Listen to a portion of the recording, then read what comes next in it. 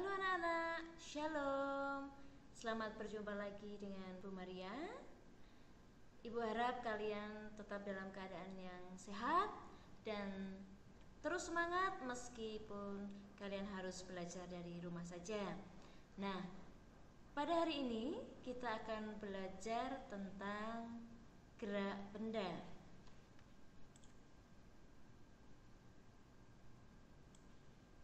Oke. Kita pasti dalam kehidupan sehari-hari sering ya melihat benda-benda bergerak. Nah, contohnya seperti pada ilustrasi di depan.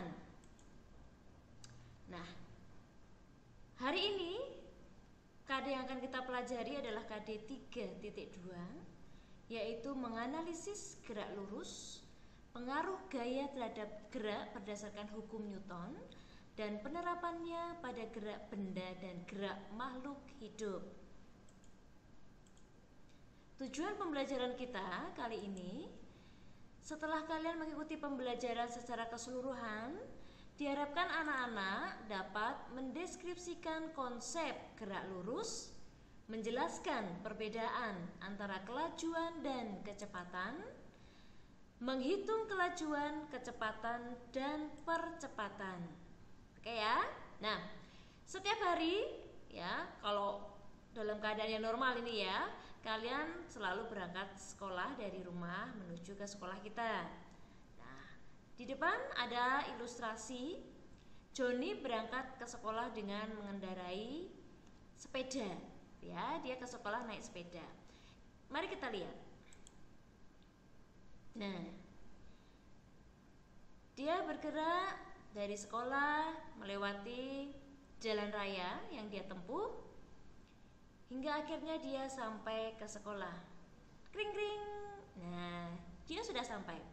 Kita akan melihat jalan yang dilewati oleh si Joni. Ya, tadi Joni melewati jalan raya dari rumah menuju ke kantor polisi dulu, ya kan? Sejauh 800 meter. Kemudian dia berbelok ke arah kiri sejauh 600 meter. Kemudian untuk menuju ke sekolah dia belok ke kiri lagi sejauh 800 meter. Pertanyaannya, berapa lintasan ya? Sejauh apa lintasan yang dilewati oleh Joni? Mari kita lihat. Ya. Joni melewati lintasan sejauh 800 meter, kemudian belok ke kiri 600 meter, belok lagi ke kiri sejauh 800 meter, sehingga total lintasan yang Joni lalui adalah sejauh 2400 meter. Nah, lintasan ini yang dilalui Joni ini disebut sebagai jarak tempuh. Gitu ya.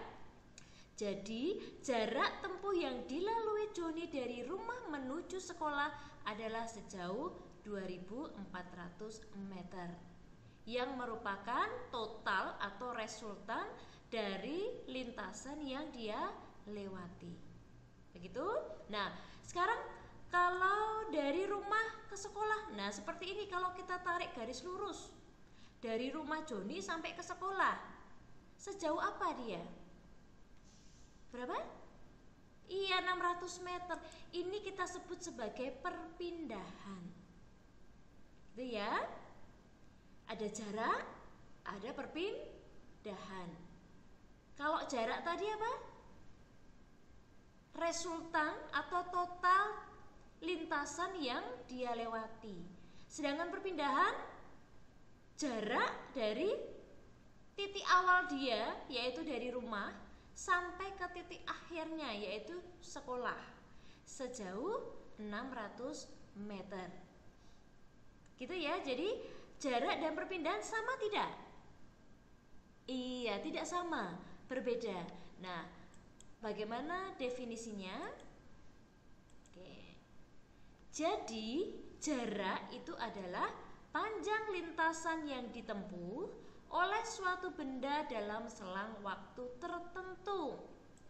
Sedangkan perpindahan adalah jarak lurus dari posisi awal sampai posisi akhir. Jadi ada perbedaannya di sini.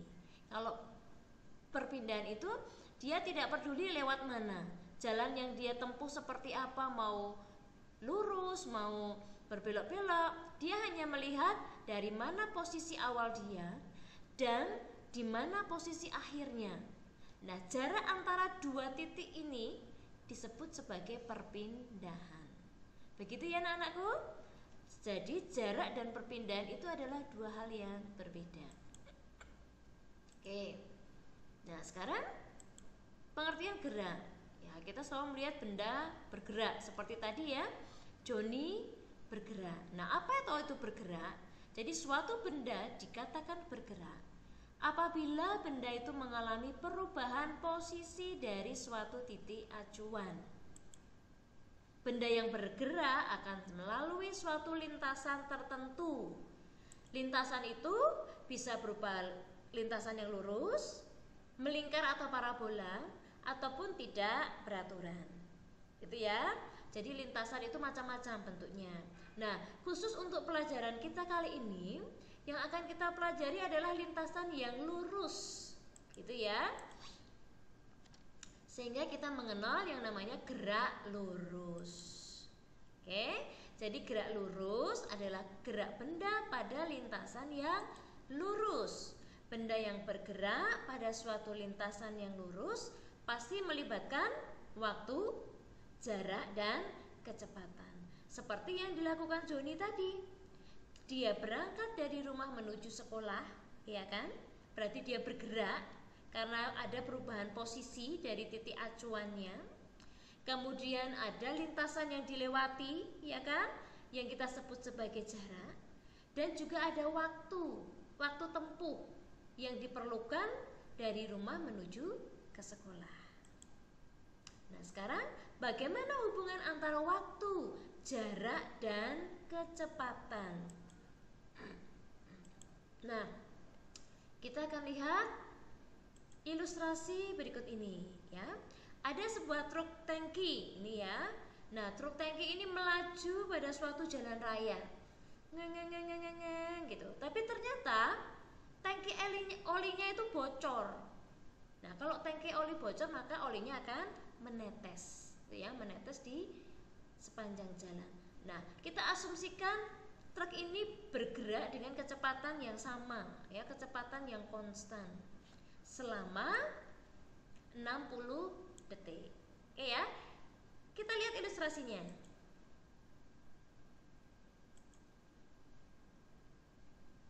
Nah, ada pola-pola tetesan oli yang terbentuk di sepanjang jalan. Truk ini melewati lintasan yang lurus sejauh 600 meter dari titik A menuju titik B. Nah, coba amati, kalian lihat bagaimana pola tetesannya. Ya, ternyata pola tetesannya itu jaraknya sama. Gitu ya. Nah, sekarang bagaimana hubungannya antara jarak yang ditempuh truk ini dengan waktu tempuhnya selama 60 detik tadi? Dan bagaimana hubungan antara kecepatan dengan waktu? Nah, dari ilustrasi ini ya, dari kita lihat tetesan oli di jalan ini, kita bisa membuat grafik antara jarak dengan waktu dan juga grafik antara kecepatan dengan waktu. Mari kita lihat. Nah, kita akan melihat dulu yang pertama adalah grafik antara jarak dan waktu. Kita misalkan jarak ini ya kita gambarkan sebagai sumbu Y dan waktu sebagai sumbu X. Seperti ini ya.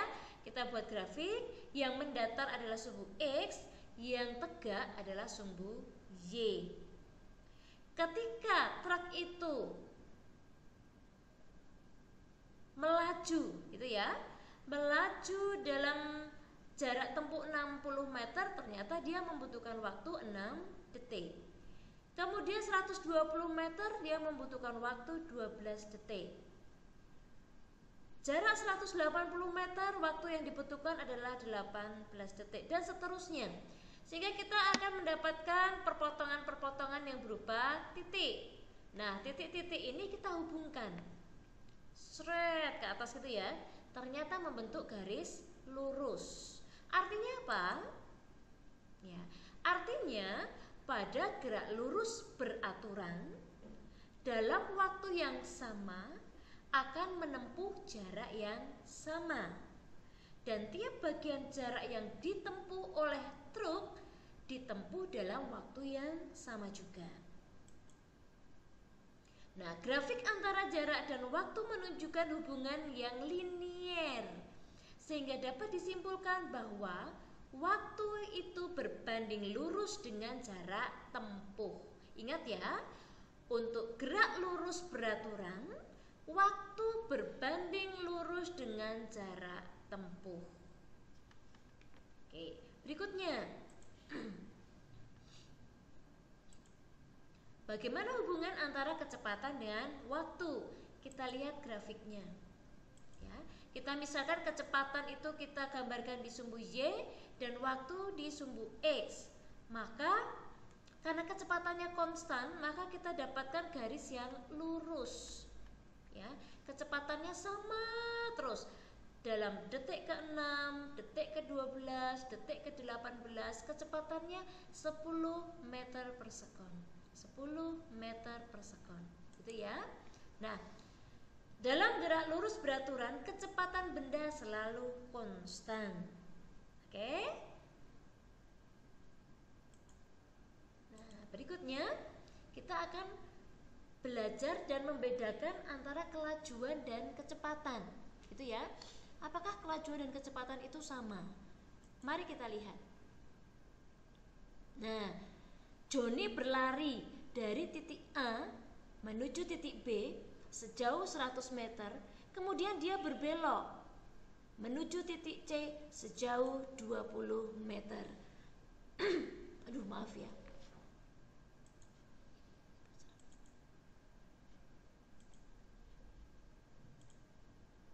Ya, Joni berlari dari titik A ke titik B membutuhkan waktu 100 detik.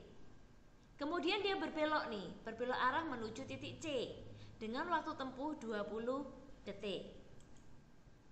Nah, pertanyaannya, berapa kelajuan dan kecepatan yang dialami Joni? Nah, untuk menghitung berapa kelajuan dan kecepatan, kita harus tahu dulu ini, berapa jarak yang ditempuh Joni dan berapa perpindahan yang dilakukan oleh Joni. Ya, kita lihat sama-sama ya. Berapa jarak yang ditempuh oleh Joni? Dia dari titik A ke titik B sejauh 100 meter, kemudian dia berbalik ke titik C sejauh 20 meter. Berarti jarak tempuhnya adalah, iya betul, 120 meter. Bagaimana dengan perpindahannya? Ingat, perpindahan ya. Apa itu perpindahan? Garis lurus yang menghubungkan antara titik awal ke titik akhir. Titik awalnya Joni di mana? Di titik A, betul. Titik akhirnya di titik C. Berapa jaraknya? Nah, seperti ini ya. Untuk menghitung kelajuan, kita harus tahu dulu jarak tempuhnya berapa.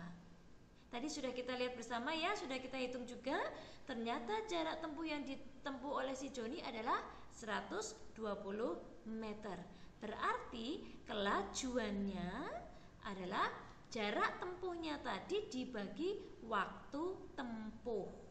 Ya, jadi 100 ditambah 20 dibagi waktunya, yaitu 120. Berapa hasilnya? 1 meter per sekon. Ya, jadi kelajuan yang dialami oleh Joni adalah sebesar 1 meter per sekon. Bagaimana dengan kecepatan? Ya, untuk menghitung kecepatan kita harus tahu perpindahan yang dilakukan oleh Joni. Perpindahannya berapa tadi? 80 meter, betul. Ya, sehingga berapa kecepatan yang dialami? Yaitu perpindahan yang dilakukan Joni dibagi waktu, sehingga kita dapatkan hasilnya adalah 80 per 120, yaitu 0,67 meter per sekon. Gitu ya. Bisa membedakan antara kelajuan dan kecepatan? Oke, semoga paham ya. Nah, kesimpulannya, apa itu kelajuan, apa itu kecepatan? Kelajuan adalah besarnya jarak yang ditempuh oleh suatu benda yang bergerak dalam tiap satuan waktu. Bisa kita tuliskan, rumusnya adalah V sama dengan S per T. Di mana V ya itu adalah kelajuan, satuannya adalah meter per sekon. Kemudian S itu adalah jarak, lambang untuk jarak, satuannya meter. Dan T adalah lambang untuk waktu, satuannya sekon. Bagaimana dengan kecepatan? Kecepatan adalah besarnya perpindahan yang ditempuh oleh suatu benda yang bergerak dalam tiap satuan waktu. Oke, persamaannya hampir sama, tetapi di sini adalah kecepatan adalah perpindahan per waktu. Itu ya. Jadi kelajuan dan kecepatan itu berbeda. Oke, semoga kalian sampai di sini bisa memahami ya, mengikuti. Oke. Nah, sekarang kalau tadi kita belajar tentang gerak lurus beraturan, tetapi dalam kenyataannya ya, kalau misalnya kalian membonceng itu berangkat sekolah, kalian bonceng kendaraan bermotor, itu kan kecepatan yang kalian alami itu selalu berubah, ya kan? Tidak akan selalu sama, konstan teng deng deng deng deng deng, itu kan tidak, ya enggak? Nah, sekarang kita lihat ilustrasi berikut ini.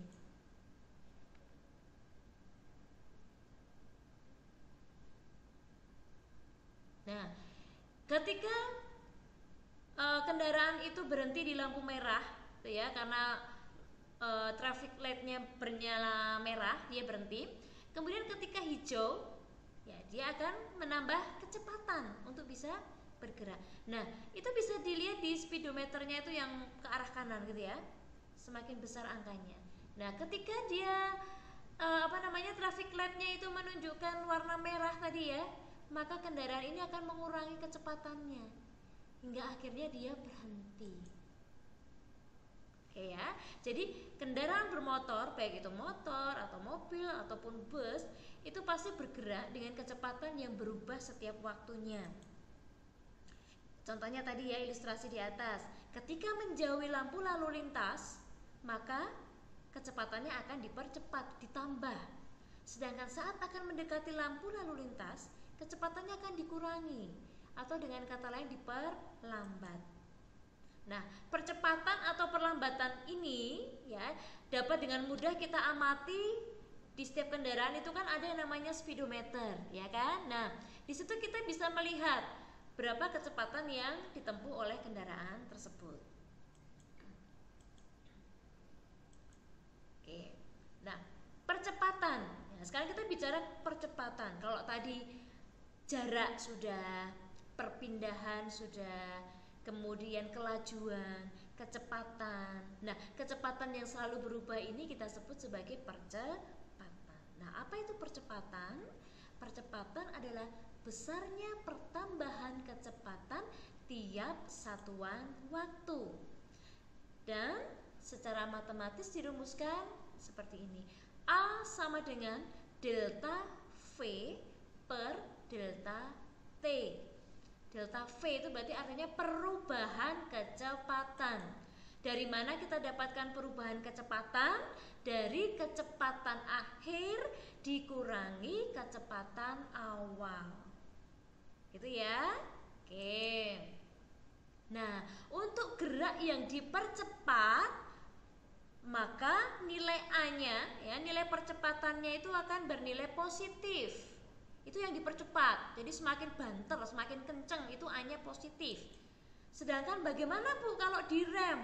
Nah, kalau direm itu kan berarti kecepatannya berkurang, iya kan? Bahkan berkurang bisa sampai 0, dia berhenti. Sek. Gitu ya. Nah, itu berarti nilai A-nya nanti bernilai negatif.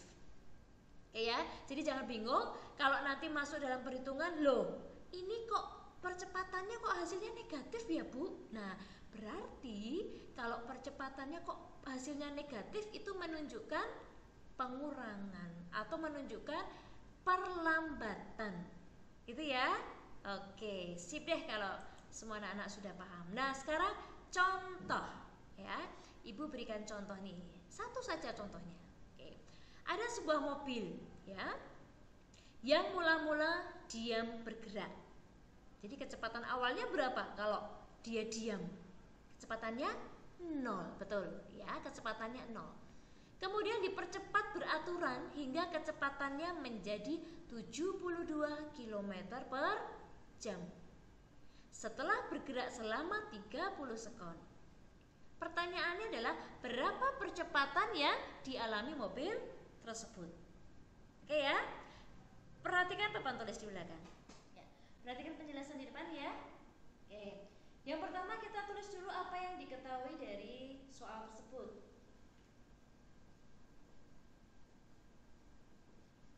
Ya. Sebuah mobil yang mula-mula diam. Kalau mobil itu mula-mula diam berarti kecepatan awalnya berapa? Diam. Iya, berarti 0 ya. Oke, kita tulis V0 ya, kecepatan awalnya 0 km per jam. Kemudian bergerak, dipercepat beraturan hingga kecepatannya menjadi 72 km per jam. Ini berarti kecepatan akhir 72 km per jam. Nah, ingat ya, satuan kecepatan tadi apa? Meter per sekon. Nah, kalau di soal apa ini? 72 km per jam. Jadi kita harus ubah dulu. Kita konversikan ini menjadi meter per sekon. Ingat ya, kita sudah belajar mengubah satuan ini dulu di kelas 7. 72 km per jam kalau dikonversi ke meter per sekon menjadi 20. Ya, nanti silakan diingat kembali. Kemudian apa lagi yang diketahui? Bergerak selama 30 sekon. Berarti ini waktu ya, waktu tempuhnya. Time-nya 30 sekon. Apa yang ditanyakan? Yaitu percepatan yang dialami mobil. Ditanyakan percepatan, ya, lambangnya A. Nah, sekarang kita selesaikan bersama. Ya, ingat slide sebelumnya tadi. A sama dengan delta V per T. Delta V itu adalah perubahan kecepatan. Dari mana kita dapatkan atau mengetahui perubahan kecepatan ini? Yaitu dari kecepatan akhir dikurangi kecepatan awal. Ya.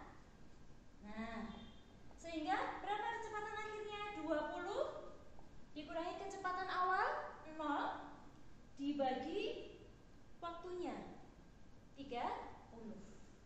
Ya. Kita dapatkan angka 20 per 30. Ya, berapa 20 per 30? Coret-coret ya, 0,67 satuan meter per sekon kuadrat. Ya. Oke. Jadi percepatan yang dialami mobil tersebut adalah 0,67 meter per sekon kuadrat. Nah, sekarang kalian mencoba. Ada penugasan nih. Kalian silahkan buka SIM sekolah ya. Kemudian kalian cari penilaian KI 3. Ya, nanti di situ ada penilaian KI 3 gerak benda 1. Oke, silakan itu dibuka. Kalian download tugasnya. Kalian kerjakan dalam waktu 20 menit. Ya, Ibu rasa itu 20 menit sangat cukup. Kalian kerjakan 20 menit, kemudian kalian fotokan jawaban kalian.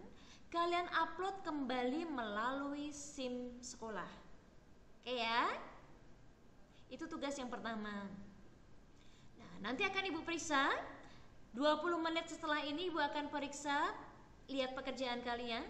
Kemudian kita akan melanjutkan kembali ke materi berikutnya. Oke? Yaitu tentang gaya dan hukum Newton.